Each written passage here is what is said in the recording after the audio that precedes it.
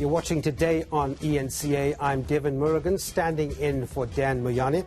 Let's get straight into this. Gauteng Premier Panyaza Lesufi is briefing the media on the latest developments regarding that fatal Boksburg gas tanker explosion. The incident, as we know, left 37 people dead, several others critically wounded on Christmas Eve. Let's listen in. Families, and further assist whichever way we can as government and also institutions of the state. As I've indicated, we have now lost 40 people who have since passed on, and this number is inclusive of 12 health workers.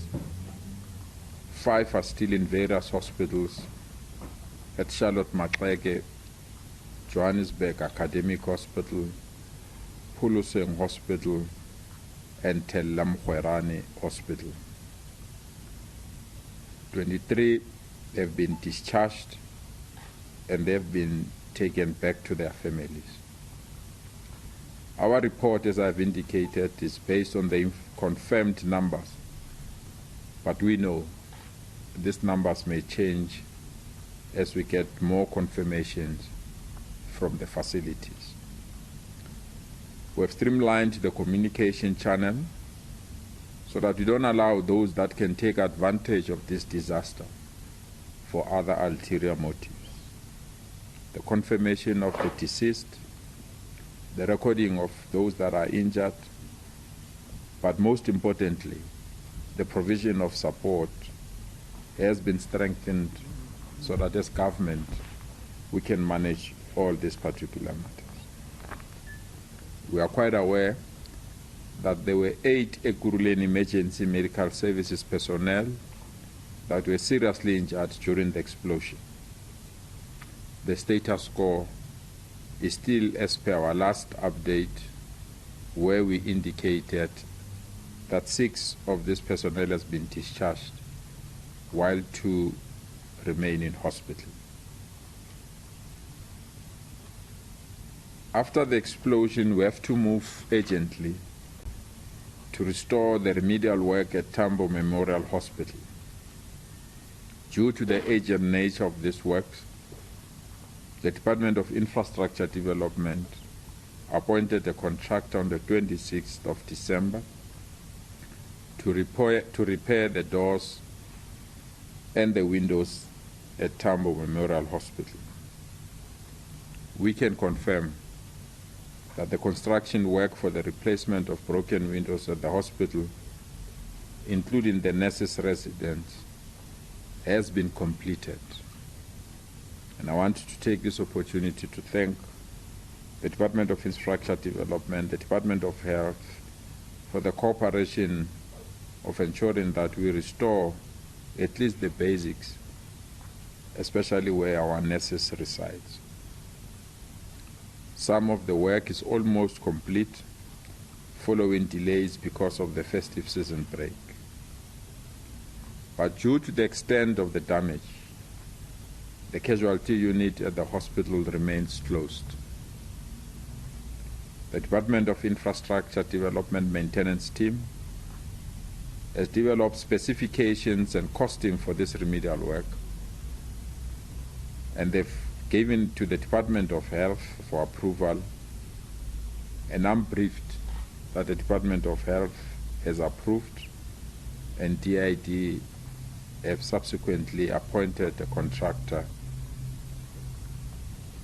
and a contractor was appointed on the 4th of January 2023. We now anticipate the conclusion of this work in 4 weeks' time, so that that hospital can go back and function again. As the provincial government, we continue to stand with the many families whose lives have been changed forever by this tragic incident. This has not been an easy period, particularly for those who lost their loved ones. We implore our health professionals to provide the best care to those that are still on their road to recovery. Yesterday, we made aware, officially so, that some of the affected families are considering or are taking steps to institute a class action suit.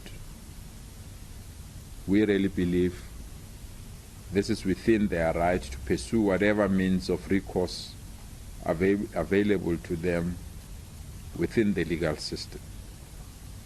This, however, does not mean that government must not pursue the matter to its logical conclusion, and we thought this briefing will be a tool to give an update to affected families, affected communities, affected institutions, so that all these stakeholders can be assured that as government, we've not abandoned our mission to protect, care, and give them the necessary support.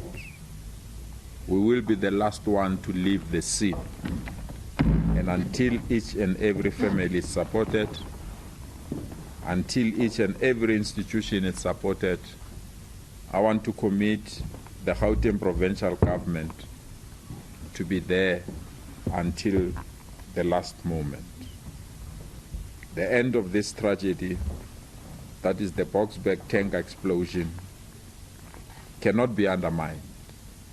This is a serious disaster that has hit our province.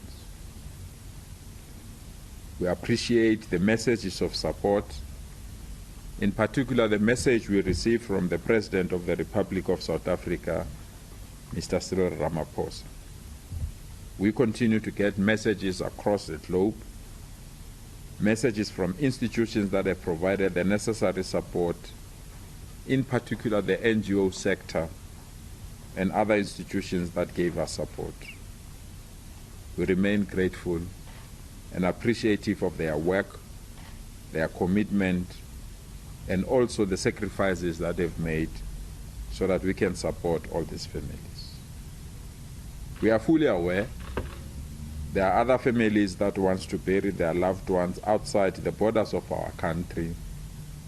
We are in consultation with those families, together with their embassies, to ensure that we don't add extra pain and frustration as they prepare to bury their loved ones.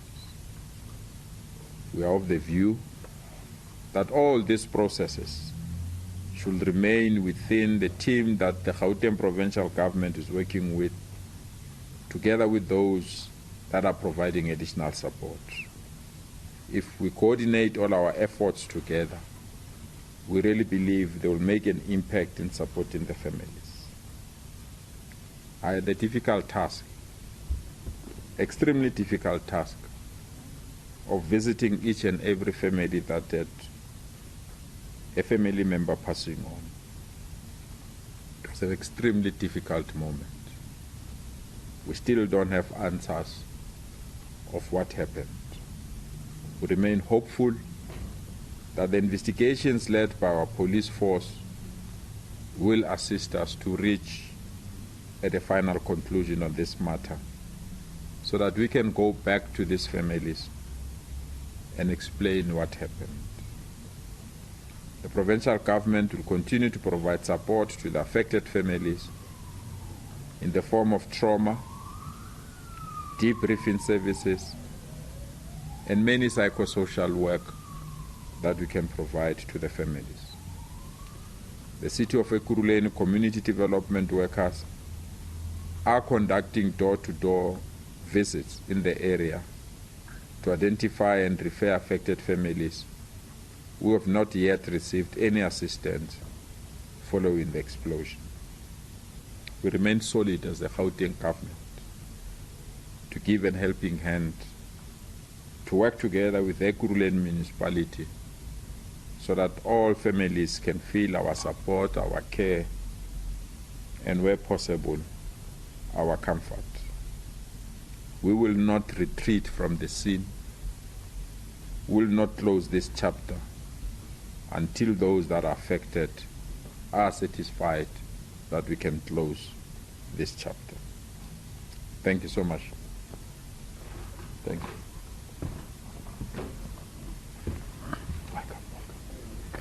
as indicated, the MEC for Health and Wellness is here. Welcome.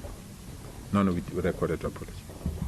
Thank you very much, Premier, for those remarks. Colleagues, let's actually ask questions. Just raise your hand and name who you are and the institution you represent. Sister Sally, you start and you come ID. Okay, another one is two. Chris?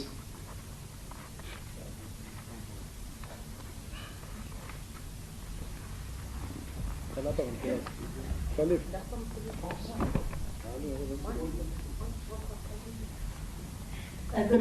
I'm Sandra from SABC Television News. Just some clarity on the condition of the current persons that remain in hospital or critical. Also, perhaps to the police, how far is the investigation thus far? What we since heard was that the driver of the tanker, the charges against him have been provisionally withdrawn. And Premier, I hear you say that it's been 20 days since this tragic incident. I think at this point, from what we've heard over the festive season, was that the condition of those involved in this tragedy was very severe. We don't want to be unoptimistic in saying that the death toll is expected to rise. We don't know what will happen. But how do you assure these families that justice in this particular aspect will prevail? And I ask you this because you have been working in conjunction with the police, and you say you're hoping that the investigations that they will conduct will yield the necessary results. Thank you. Thank you very much, Chris.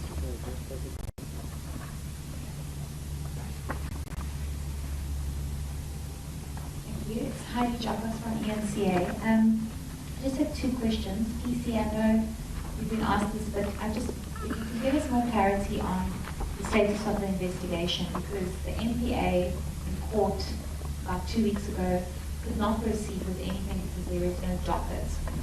So why is there no docket, and what charges, if at all, does the driver face? And will you be adding more charges? What is the status around that? And then MEC for Health, I just want to get clarity on, the Premier briefly touched on it, but in terms of the status of the refurbishment of the hospital. Also, we've been receiving a lot of reports from healthcare workers that they are really not coping.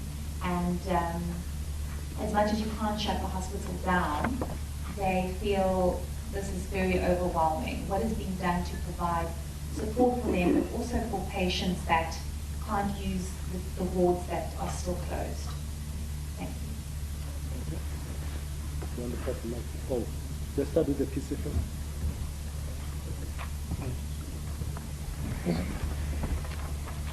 That's just me.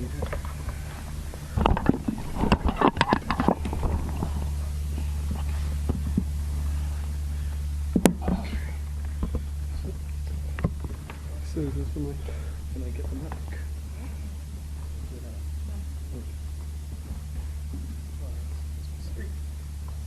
That's all it takes. Just to push it.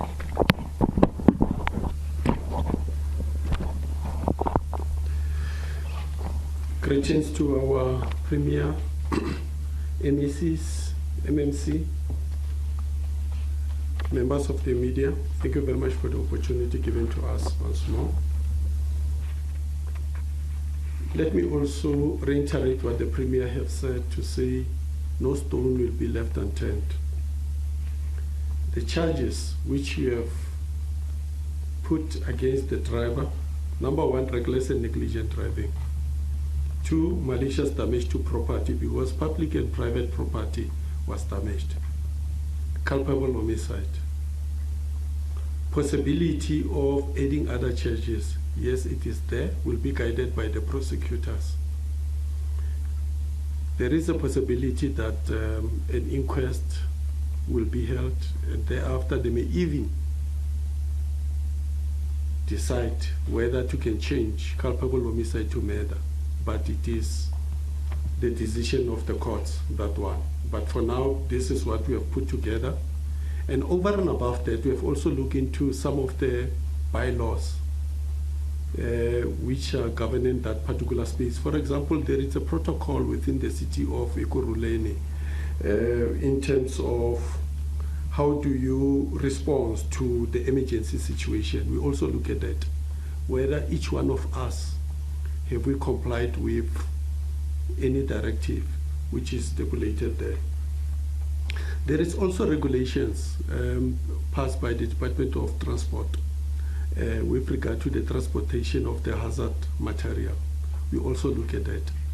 So there is a lot of changes which we have put together.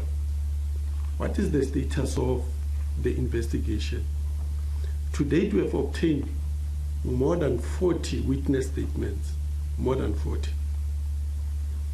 But there are outstanding key exhibits which we feel that we need to get them to can assist us to finalize this investigation. One, it's a post-mortem report, and that one is due to the moving target, because as and when the pathologists are busy working on those things, it does happen that we lose another person, so they must keep on doing that. But that is not so much of a problem for us.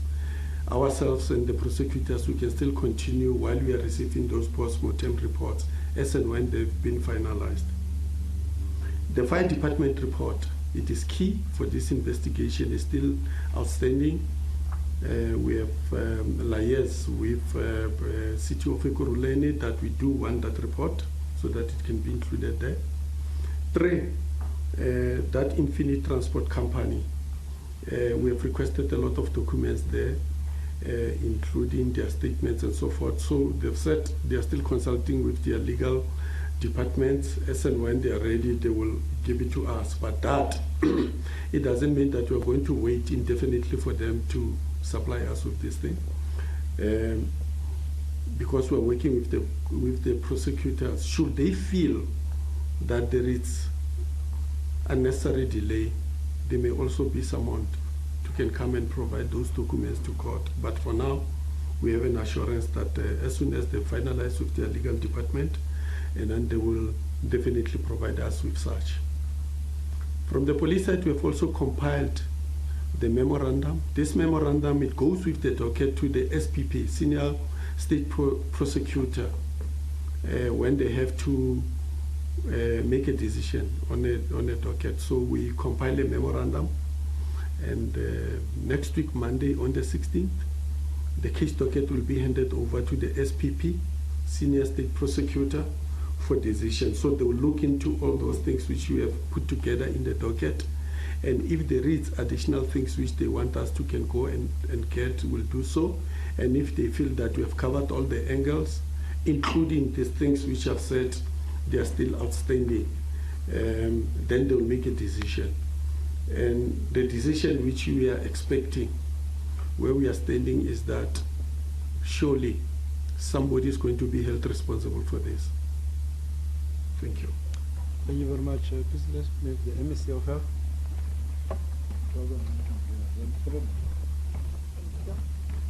MSc? Just a second, let me see. Sorry? Oh, I can put it, okay. Thank you. Either it's true the hospital is going to be refurbished. There are quite a number of areas already that the work have been started. One of those areas are the broken windows that have been fixed at the moment, but there are those that are more deeper than that. For example, your theater ward, there are those that are affected. Your X-ray ward has been affected. Your eNCA, which is antenatal, has been affected. And it's part of the issues that the infrastructure team and the team health have been looking into. They will be definitely be refurbished soon, because already there are some funds that are being set aside now that will start to do that work that we have identified. So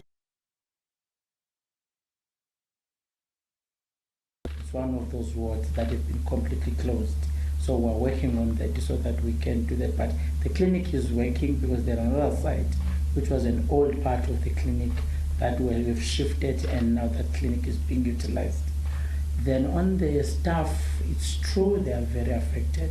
I'm sure you've seen even in the memorial service the condition of the staff members, but still they are going to continue with those treatments that they are getting of counseling, with a number of doctors that have been there that are assisting them from the central office so that they are able to cope. Even the CEO Premier is here with us today because he's part of us so that they can witness and see some of the things meeting where we know that we can open and start working.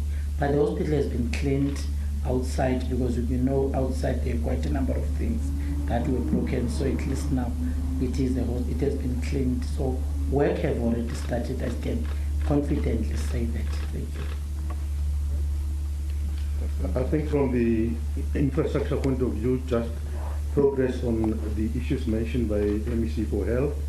In terms of repairs of doors and windows, we 90% in completion.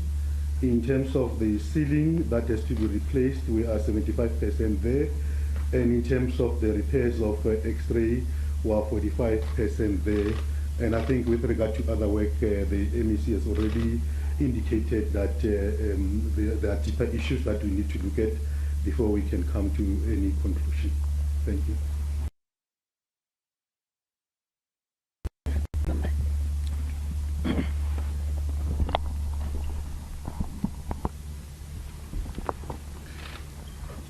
Thanks.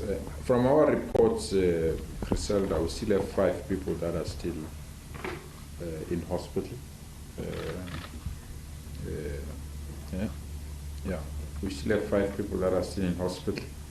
They continue to get our support. We remain hopeful that they will recover. I know you indicated somehow, but we remain hopeful that they will recover. Indeed, the burns were severe. I got the reports from the doctors that were there. They were treating some of the patients. It was indeed difficult for them. So we remain hopeful that they will recover. We are making arrangements to visit the families of those that have just died and also to visit those that are in hospital. Originally, when we wanted to visit those in hospital, we were advised not to because of the conditions that they were in. So we remain hopeful that we will get the go-ahead and also attend the funerals. And I'm grateful to all the MECs. We deployed all our MECs across the country to go and attend funerals. I know the MECs attended various funerals. As far as Limpopo, I know MEC Mama Wulo went to represent us in Limpopo. We'll continue to do that, to give support as well to those families, so that they must feel our support. In terms of assuring families about justice, I think what the Provincial Commissioner has indicated, it's a major step forward from where we were when the case was withdrawn, but the Provincial Commissioner provided us with a detailed report why, and we accepted. And I'm happy now that tangible progress has been made. I mean, to have almost 40 witnesses now within that short space of time is an indication that the police continue to work. So I hope families will get comfort that because when the case was withdrawn, people felt that we have abandoned the case. When it was quite clear that the police felt that they can't proceed with a lesser charge when they can see that there are possible other charges that they can add. So we remain hopeful that the NPA will then give the go-ahead for the matter to be re-enrolled, and therefore we can, through the police, provide the necessary evidence and attend to this matter. Well, the team of health and infrastructure, they are working together. I know of late there have been some conflicting statements. We've clarified that they are working together. The other one is a client, the other one's the implementing agency, so they need to work together and monitor progress and ensure that that hospital is back to its full capacity. And I'm happy that the CEO is here so that we can ensure that that hospital, because that hospital is strategic in that part of our community there. So we can't have that hospital non-functional for too long. So we'll move with speed to conclude. We gave ourselves 4 weeks, so within 4 weeks, hopefully, everything will be sorted out, and then we'll attend to all issues. Thanks, Ray. Thank you very much, Priya. Colleagues, will that be it? It must be. Yeah, okay. Thank you very much, Priya, for joining us. Hi. Thanks to the light that is quite strong. All right. Yeah. I just want to find out about what kind of help has been given to the civilians or the residents living just outside the hospital. We know some of them have their own story and have they been assisted with funds perhaps to fix their home? Let me give Ekuruleni because they've been providing some assistance there. Maybe just before that, MMC, there's one. Okay. Premier Rassan Adams from Network 24. I just want to hear from you and maybe the MEC for help as well. In your personal opinion, who do you think needs to take responsibility for what happened? Okay. Maybe MMC? Thank you very much. I'll continue, turn out. Okay, sir.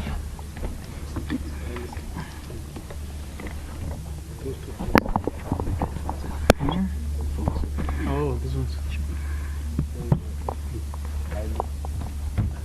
Thank you very much, Program Director. Good afternoon, colleagues. All protocol observed. From a Ekuruleni point of view, we are basically exploring the avenues of obviously the criminal and civil charges against the truck and the truck driver and the owner of the company. So we are, at the current moment getting the reports from the respective departments, your Department of Emergency Services, Ekuruleni Metropolitan Department, City Planning, Roads and Stormwater.